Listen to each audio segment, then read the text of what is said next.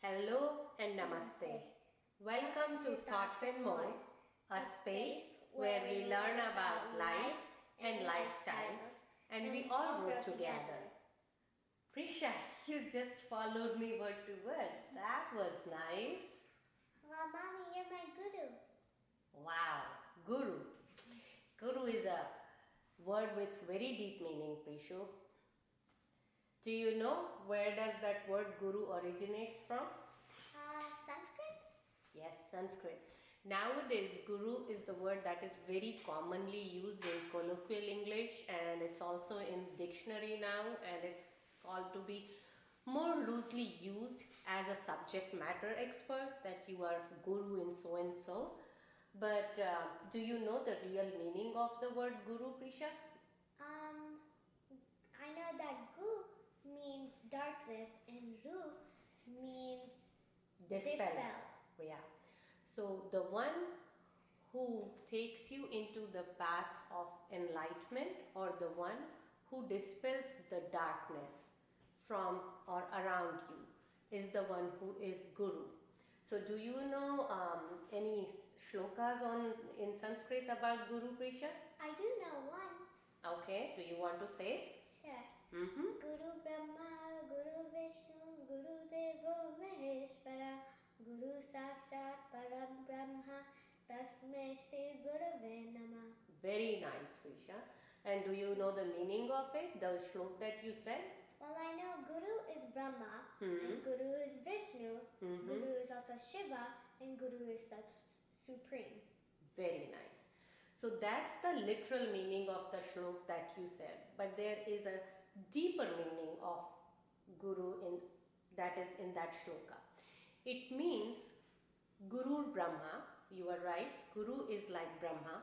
So if you look at God, God is basically generator, operator and destroyer. So Guru is like Brahma, like a generator.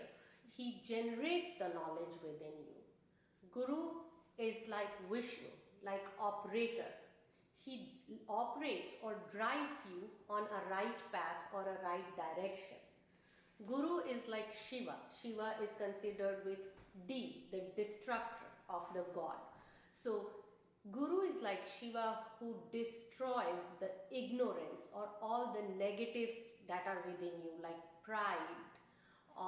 Those are the kind of the qualities that Guru brings you out of, right? So that's when you become Guru is the one who is the supreme being, right? So the one who brings you into the right path, who takes you away from the ignorance, who enlightens you. That's what is Guru. So very right, Prisha, on the definition for the word Guru, right? So what else do you want to know about Guru? So, Mama, is Guru your teacher? Guru can be a teacher. Generally, a teacher is the one who teaches you on the subject matters. In Indian terms, that will be Acharya. Like Kauravas and Pandavas were taught the art of fighting, right? Like the art of using ammunitions or the bows and arrows. That was Dronacharya. So, or there in the medicine there is Sushrut Acharya. So, teacher is more like an Acharya. But if there is a teacher who goes above and beyond and teaches you or guides you to the path of enlightenment, then that becomes a guru. So, do you know, Prisha, like any other, like we have Mother's Day, Father's Day and all, there is a day in India that is specially dedicated for Guru. Really? Mm-hmm. There is a like in English calendars we have in Hindu calendar too there are 12 months. So there is a month called Ashar which comes around the time of July and August, and the full moon day during that period of time, which is Purnima, that's when it's denoted or dedicated to Guru, and it is called Guru Purnima. And do you know, Prisha, why that particular day or the Purnima is considered to be dedicated for Guru or Guru Purnima? It's interesting in a way that you know, like moon doesn't has a light of its own, right? It dazzles because of the light that it gets from sun, right? So same way for us human being too, we won't be shining, or we won't be utilizing, or we won't be reaching our maximum potential unless we get that shine from Guru. So he is the one who takes us away from the ignorance and brings us or enlightens us. So that's where Guru Purnima is the day that is dedicated for Gurus, for the celebration. There is one interesting thing that I can tell you, Prisha. We planted few seeds, right? Right. And you see that they are now sprouting, right? And they are germinating into little plants. Right.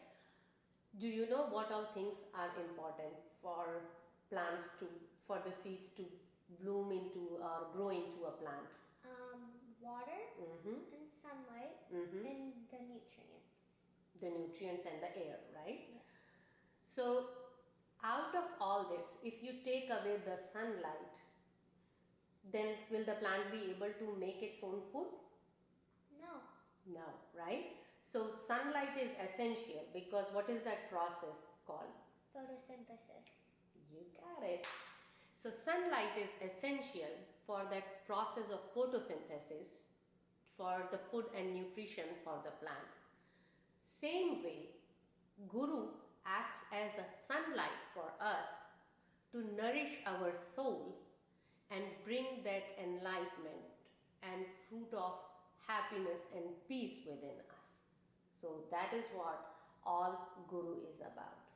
There is a very interesting doha or a couplet in Hindi which talks about a person, Kabir, right? Kabir was one of a great saint in long time back in India. And it says, Guru Govind do khade, kake lagu pao, balihari Guru aapne, Govind diyo bataye. That means the person is kind of in a fixed situation, not knowing if I have Guru in front of me and I have God in front of me, then who should I pay the respect first, right? And the God tells that you should touch the feet, or you should pay respect to the Guru first. The reason being that without the knowledge from the Guru, you won't even know me as a God, right? So that is how deep the word Guru means, and that's how deep is the significance of Guru in everybody's life. So Guru is a term to be used not loosely, but very carefully, and it has got a lot of significance because it takes you to the right path. Did you get the answers, Prisha? Yep. Awesome, wonderful. So make sure to like, subscribe, and share this video with all your friends and family. And don't forget to hit the post notifications to know when we post our videos. And comment down below what videos you'd like to see.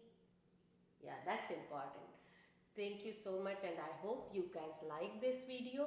And do comment, like Prisha mentioned, do comment below what other video series you will like to see. And until we meet again, may peace be with us all.